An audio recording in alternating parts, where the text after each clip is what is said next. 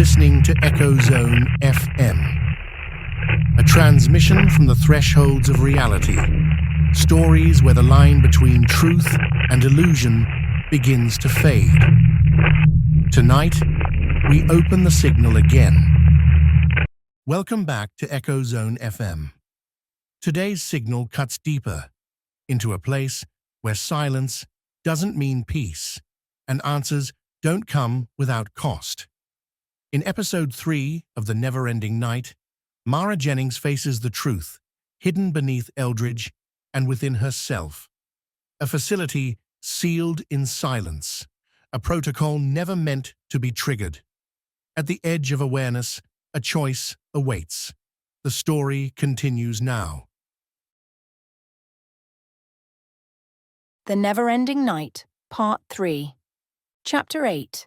The Stillness After. They worked in shifts, though no one truly rested. The facility's air buzzed faintly with power, a static hum like a held breath. Elena Park hadn't left in 3 days.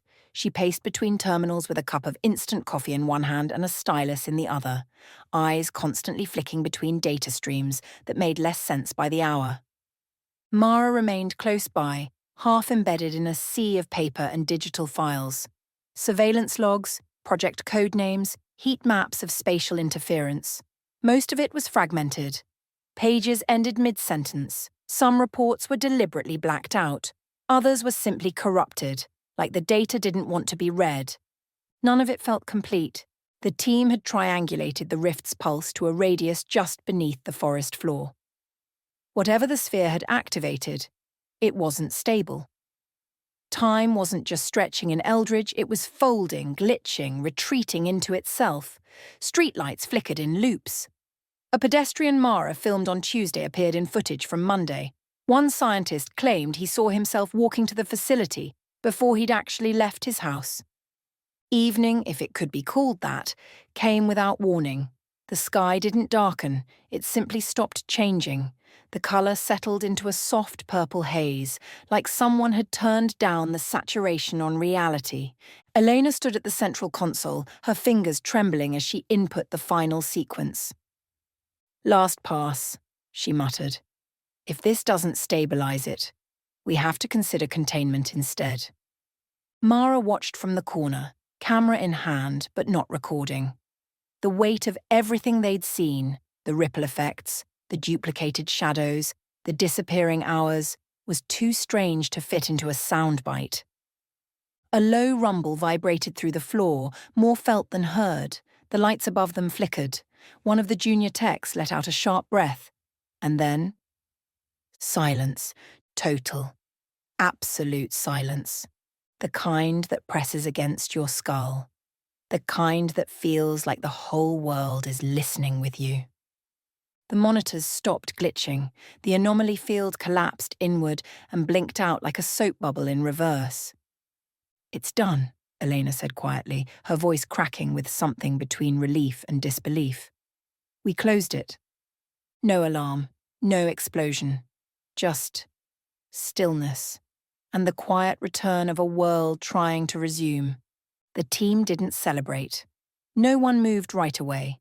They stood in the afterglow of something that should not have been possible, should not have existed, and they had sealed it shut like a bad memory. Mara looked out the small viewing window. Fog still hung over the trees, but the hum was gone. So why didn't it feel like victory? Click. Her eyes flicked toward her desk. The recorder sat there, off, still. She glanced down at the files still scattered across the table. So many unanswered questions, so many pages that refused to explain themselves. She had the footage, she had the logs, but something told her the story wasn't finished. Not yet. Chapter 9. The Echo Protocol. Mara remained behind as the others filtered out of the underground facility. The last pair of footsteps, Eleanor and one of the younger technicians, faded into the corridor above, the heavy hatch sealing shut with a hollow clang. She stood alone in the quiet hum of dormant servers, surrounded by cables and half-drained monitors, expecting relief to settle in like a weight finally lifted. But instead, There was only a still pressure in her chest, like she had held her breath for too long and forgot how to let go. The rift was closed. Reality, they said, had stabilized. Eldridge was safe. So why did it still feel wrong?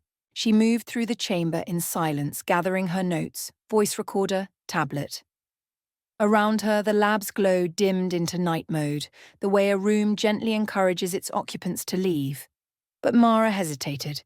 She placed her palm on the edge of the metal table where she had spent the last few days documenting everything.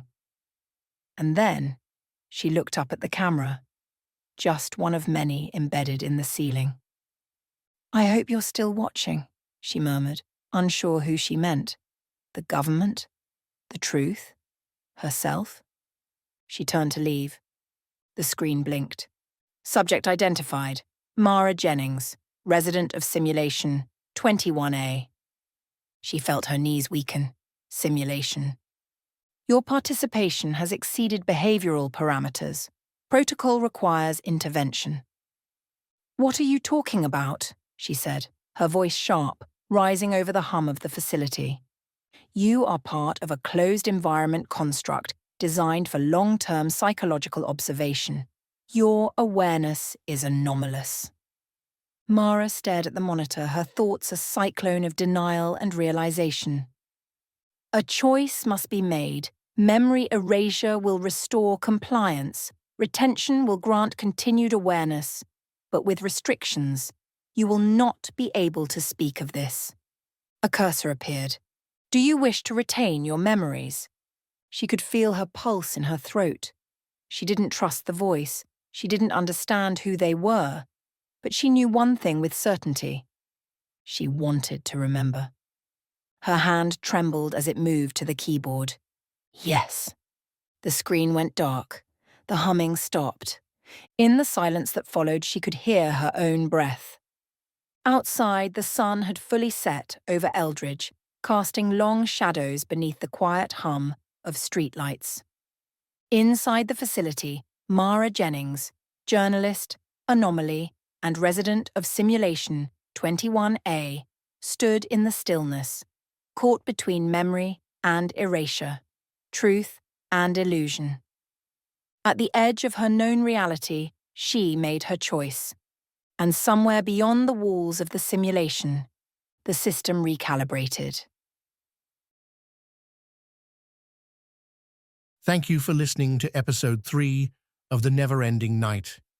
Mara's journey didn't end. It just began. Somewhere beyond the framework she once believed was real, she's still moving, still searching. And if we're lucky, we might just pick up her frequency again. Stay tuned for the next signal. You've just listened to another transmission from EchoZone FM. A brief step beyond the ordinary, into the forgotten, the forbidden, or the future. If you're still hearing us, then the signal is strong. We'll be back soon. Until then, keep your eyes open and your mind unlocked.